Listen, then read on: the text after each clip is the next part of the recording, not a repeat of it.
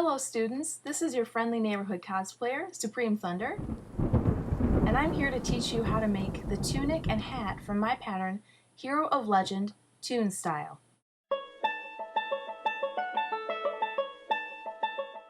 Let's start out with supplies. You'll need a non-stretch fabric like a cotton blend for your tunic and shirt, but use something stretchy for your leggings like a jersey knit.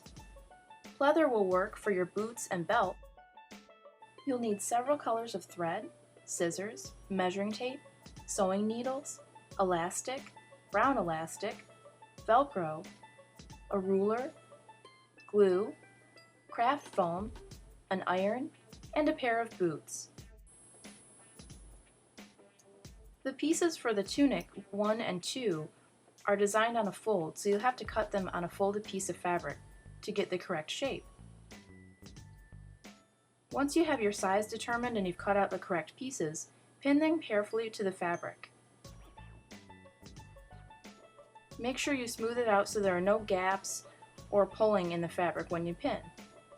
And pin the entire piece. Now it's time to cut out your pieces. In the pattern instructions, we start off with the tunic, but I'll show you how to make the hat first. Start off by sewing the side seams together. When you get to the point of the hat, you want to do a fancy sewing trick called pivot. Stop the machine, lift the presser foot, rotate the fabric, put the presser foot down again, and continue to sew until you get to the other end of the box where you do the same thing. Take up the presser foot, move the fabric, and continue sewing. You should have a nice square pivot. Now take the ends of your hat band and sew those together too. I'm going to finish up my raw seams that I just sewed with a serger. This will help prevent fraying, and it just gives a cleaner look to the overall costume when it's finished. I'll do this on both sides of the hat and also the seam that I just sewed in the hat band. Now it's time to turn the hat inside out and poke out the end using a chopstick or a pencil. This will give you a nice sharp point. Take the hat band and fold it in half lengthwise with the raw seam inside. Pin it all along the edge until you make a donut.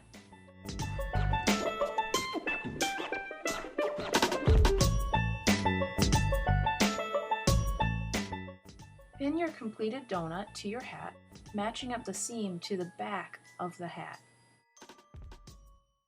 You can see here how the two seams are matched up. Pin it together along the edge so all 3 layers of fabric are lined up. With your hat now completely pinned, it's time to sew around the hat band using a zigzag stitch. The zigzag stitch will help it be more flexible. You may need to pull the fabric as you sew it around, and be careful you don't catch the other end of the hat as you're sewing.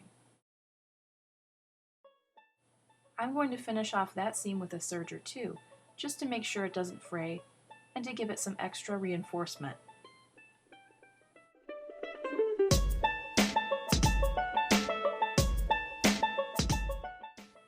Once you finish your hat, all you need to do is flip the hat band down and you're ready to go.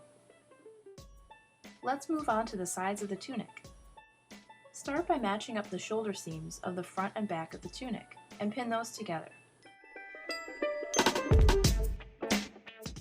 Also pin the side seams from the armpit to the hem of the tunic.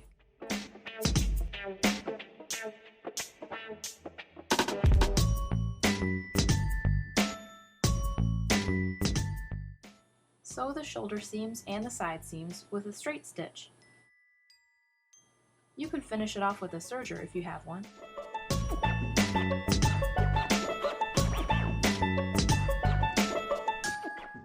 I'm going to show you method number 2 of hemming the armpits. To do this, you first need to serge around the armholes that you've created with a serger.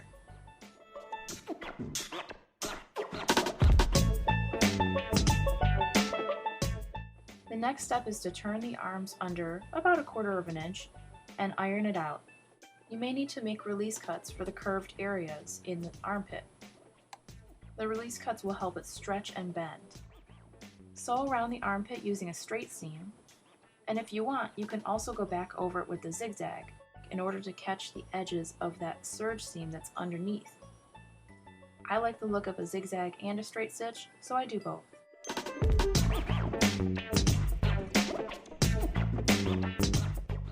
Iron the seams to make them lay flat.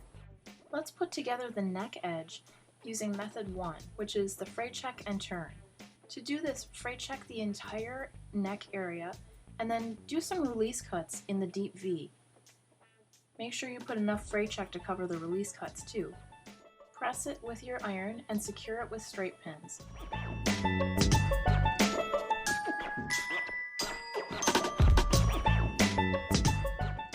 Make sure it looks good from the front before you proceed. Sew around the neck edge using a straight stitch, and we'll be doing another pivot when you get to the point of the V.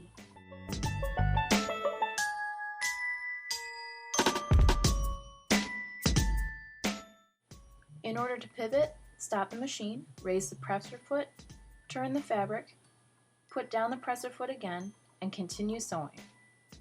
That way you'll have a nice sharp V.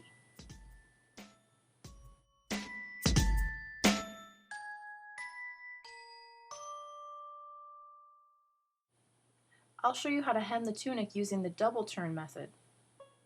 Method number 3.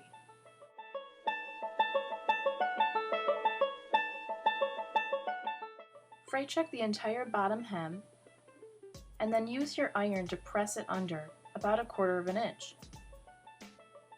You want to press it nice and crisp around the entire hem of the outfit.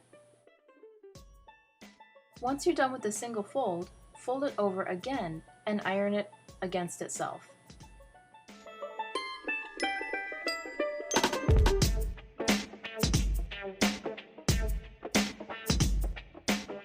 Secure it with pins and sew with a straight stitch.